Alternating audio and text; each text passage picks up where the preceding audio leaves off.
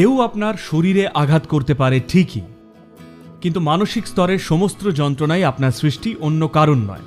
যদি না কিছু একটা দিয়ে তারা আপনাকে খোঁচান, কেউ আপনাকে ছুরি দিয়ে খোঁচালে অবশ্যই সরে যান, আপনার সেখানে থাকা উচিতই নয়। কিন্তু তারা হয়তো কিছু একটা বলছেন আর আপনি আঘাত পেলেন।